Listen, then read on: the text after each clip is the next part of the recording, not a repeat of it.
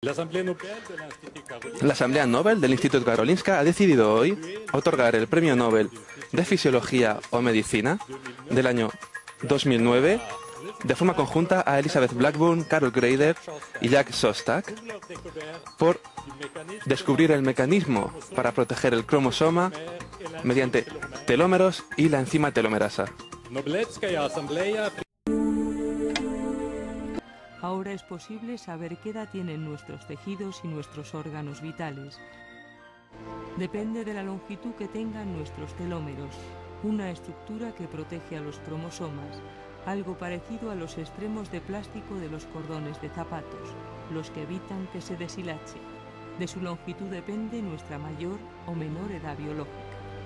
Los telómeros se sabe que conforme envejecemos se van acortando. Hay una correlación entre la edad de una persona y la longitud de los telómeros. También hay una relación entre las veces que se ha dividido una célula y la longitud de sus telómeros, de tal manera que las células que están ya próximas a la vejez, al no ser capaz de dividirse más, tienen los telómeros muy cortos, comparado con las células jóvenes, que son las que tienen los telómeros más largos. Las personas que tienen los telómeros muy cortos, hay estudios que indican, muchos estudios cada vez más, que indican que estas personas van a tener un mayor riesgo de desarrollar una serie de enfermedades.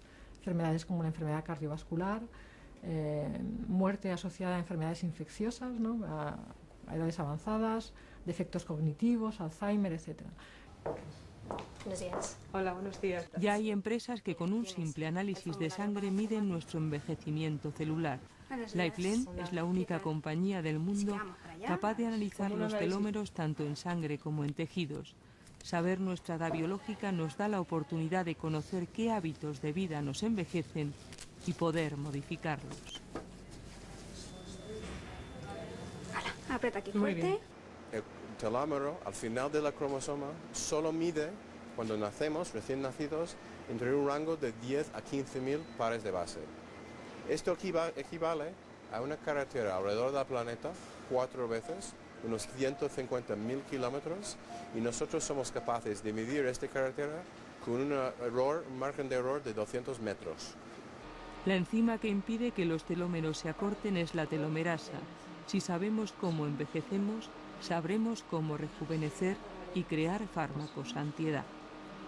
Es la fuente de la eterna juventud para las células. Una célula que es mortal, solo poniéndole telomerasa, se le puede hacer inmortal. De hecho, el caso del cáncer, las células cancerígenas son células inmortales, y eso es porque tienen, gracias a que son capaces de aumentar la telomerasa, ¿no?, de activar esta fuente de juventud, y cuando digo eso quiero decir fuente de mantener nuestros telómeros siempre jóvenes, ¿no?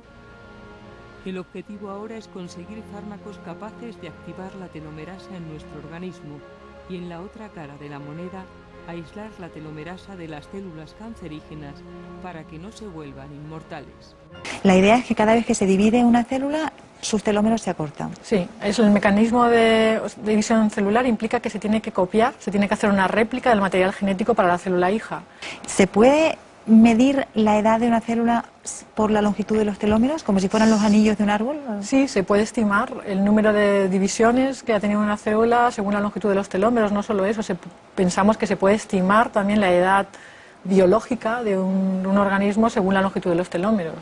¿Y tiene la célula un número más o menos fijo de divisiones a lo largo de su vida? Sí, se sabe que las células normales humanas, un fibroblasto de la dermis, se puede dividir unas 60 veces. Esto se descubrió en los años 70 del siglo pasado, es decir, es algo que los investigadores se dieron cuenta muy pronto, y se llamó senescencia, por analogía con el proceso de envejecimiento, ¿no? Pero aparte también los telómeros se pueden acortar por factores exógenos, factores que pueden ser dañinos, por ejemplo el estrés oxidativo, etcétera, que también podrían contribuir a este acortamiento. Los telómeros se van haciendo más cortos cuando envejecemos, hasta que desaparecen y la célula muere. Las mujeres tienen los telómeros más largos que los hombres, y también hay diferencias entre habitantes de distintos países.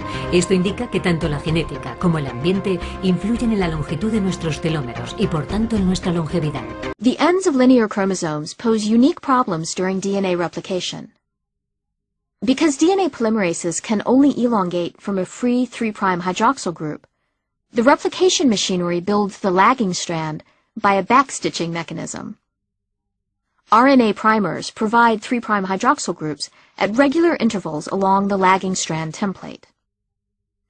Whereas the leading strand elongates continuously in the 5' to 3' direction all the way to the end of the template, the lagging strand stops short of the end. Even if a final RNA primer were built at the very end of the chromosome, the lagging strand still would not be complete. The final primer would provide a 3' hydroxyl group to synthesize DNA, but the primers would later need to be removed. The 3' hydroxyl groups on adjacent DNA fragments provide starting places for replacing the RNA with DNA. However, at the end of the chromosome, there is no 3' hydroxyl group available to prime DNA synthesis. Because of this inability to replicate the ends, chromosomes would progressively shorten during each replication cycle. This end replication problem is solved by the enzyme telomerase. The ends of chromosomes contain a G-rich series of repeats, called a telomere.